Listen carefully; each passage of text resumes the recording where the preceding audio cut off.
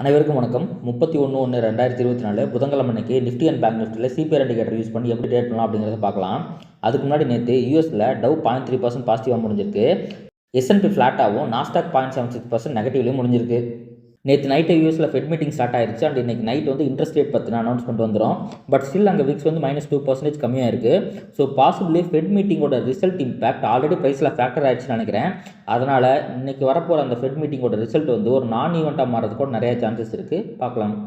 ஏடிஆரை பொறுத்த வரைக்கும் ID ADR எல்லாமே இந்தியன் மார்க்கெட்டோட நெகட்டிவாகவும், பேங்க் ஏடிஆர் எல்லாமே இந்தியன் மார்க்கெட்டோட பாசிட்டிவாகவும் முடிஞ்சிருக்கு. ஸோ இதனால் பெரிய இம்பாக்ட் வந்து இன்றைக்கி மார்க்கெட்டில் ஏற்படுறதுக்கு வாய்ப்பு இல்லை. இப்போ வேர்ல்டு மார்க்கெட் அண்ட் ஏஷியா ஃபியூச்சர்ஸ்லாம் ரொம்ப ஃப்ளாட்டாக ரைட் ஆகிட்டு இருக்கு.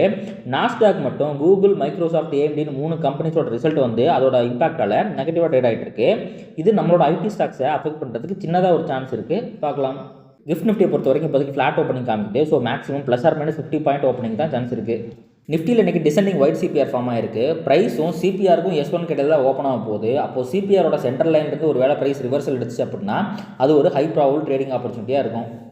அதை விட்டுட்டா கீழே S1 கிட்ட போய் அதை பிரேக் பண்ணி கீழே போச்சு அப்படின்னா ஒரு ஹை ப்ராபபிள் ட்ரேடிங் ஆப்பர்ச்சுனிட்டி கிடைக்கும். ஒரு வேளை ப்ரைஸ் S1 ரிவர்ஸ் ஆகுது அப்படின்னா டிசெண்டிங் சிபிஆர் அப்படிங்கிறதுனால ஒரு லோ ப்ராபபிள் ட்ரேட் தான் கிடைக்கும். அதனால் இதை அவாய்ட் பண்ணிடுறது நல்லது.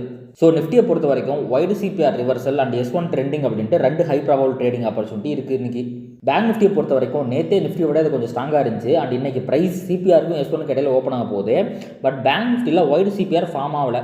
ஸோ சிபிஆர் ரிவர்சல் ட்ரேட் கிடைச்சா அப்போ ஃபார்ம் ஆகிற ப்ரைஸ் ஆக்ஷனை வச்சு தான் அது ஹை ப்ராபபிள் ட்ரேடா இல்லை லோ ப்ராபபிள் ட்ரேடா அப்படிங்கிறத கன்ஃபார்ம் பண்ண முடியும். சப்போஸ் ப்ரைஸ் R1 கிட்ட போய் ரிவர்சல் ஆகுது அப்படின்னா அப்போ ஒரு ஹை ப்ராபபிள் ட்ரேட் கிடைக்கும். அப்படி இல்லை அப்படின்னா கீழே S1 பிரேக் பண்ணி க்ளோஸ் பண்ணிச்சு அப்படின்னா அப்பவும் ஒரு ஹை ப்ராபபிள் ஆப்பர்ச்சுனிட்டி கிடைக்கும். இது எல்லாத்துக்கும் மேலே இந்தியாவில் நாளைக்கு ஒரு ஈவெண்ட் இருக்குது. அதுதான் பட்ஜெட். அந்த பட்ஜெட் இருக்கிறதுனால பட்ஜெட்டுக்கு முன்னாடி நாள் யாருமே வந்து பெருசாக ஷார்ட்டும் அடிக்க மாட்டாங்க, லாங்கும் போக மாட்டாங்க.